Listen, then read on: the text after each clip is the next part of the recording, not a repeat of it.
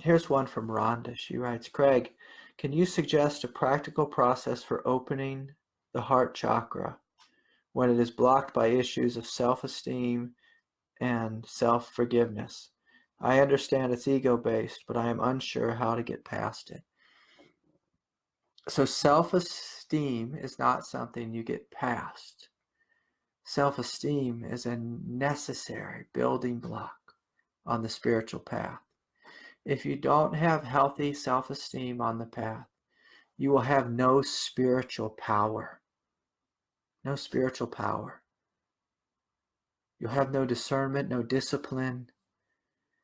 And so in order to unblock the heart chakra, I'm going to use a different vocabulary because I don't like saying unblock the heart chakra.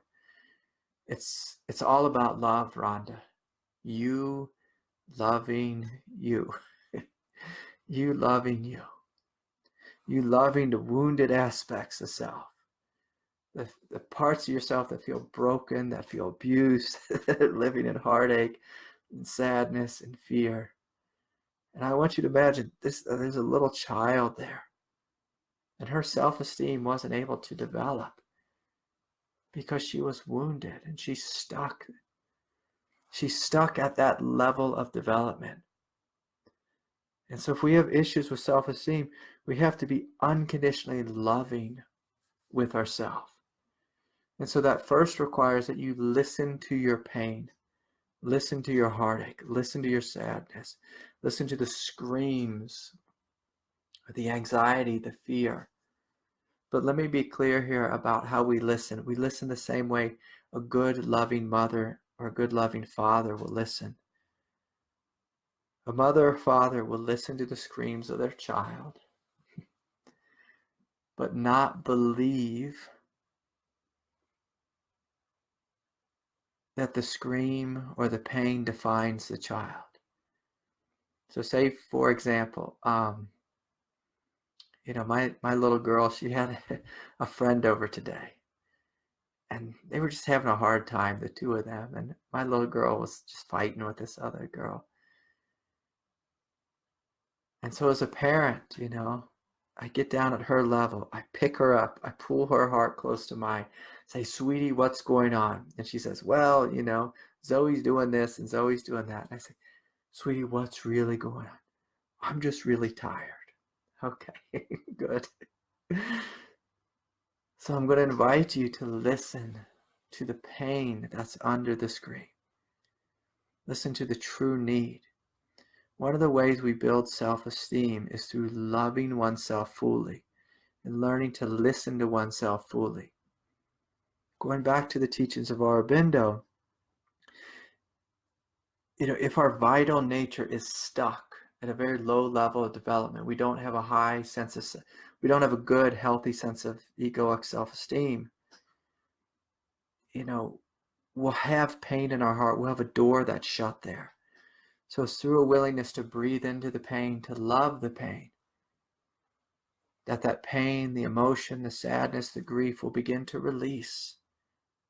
And as it does so, the heart grows. It's no longer veiled in pain, and it becomes powerful. One of the great reasons on the path that people fail at healing is because they have low self-esteem. When you have low self-esteem, again, you don't have spiritual power. And so you may take like 3 deep breaths. Okay, I know I'm in pain. I'm going to take 3 deep breaths. And then all of a sudden you say, oh my God, I feel overwhelmed. This is too much. And so you stop breathing and then you go distract, or you run here, or you run there. And so one of the great ways of developing self-esteem is through simply just laying down in bed where you are fully supported, placing a hand on your heart, a hand on your belly, and just breathing into your heart, saying, I love you. And as you breathe out, and it's okay. I love you, and it's okay. And you may do this for an hour a day. You may do this for 3 hours a day. There's big periods of my life where I literally laid on the floor for 3 hours a day, just holding my heart, feeling my innate goodness, connecting with my innate goodness, connecting with that aspect of myself which was not broken, and then breathing into the love, breathing love into the aspect of myself that felt broken. And so it's through this practice that we develop self-esteem. It's also through this practice that we release our egoic consciousness and step into a divine heart, an unconditionally loving heart. And so, beautiful question, Rhonda. Beautiful question. So you said one more thing about self-forgiveness. I'll just mention about that. Can you forgive yourself for being human? Can you forgive yourself for making mistakes? Can you forgive yourself for being foolish? Can you forgive yourself for having an ego? Can you forgive yourself for having a fight or flight response? Keep in mind, God gave you all these things. And so I always like to say, do you want to blame someone for your thinking mind or for your foolish behavior? Or blame God. God gave us all of this. If God didn't want anger to exist, it wouldn't exist.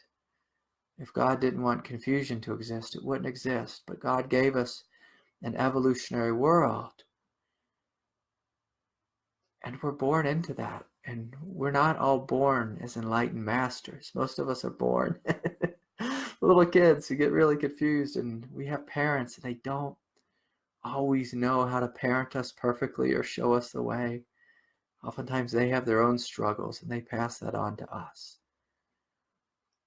And so can you forgive yourself, Rhonda, for being human? For being human. And can you just smile, at this experience of life? It's really a crazy setup. Is we are these divine beings, and yet we have a human body, a human mind, a human emotional nature. It's like, giving someone a computer from like 15 years ago and asking them to connect to the internet. It's not going to work that good. It's not going to work that good.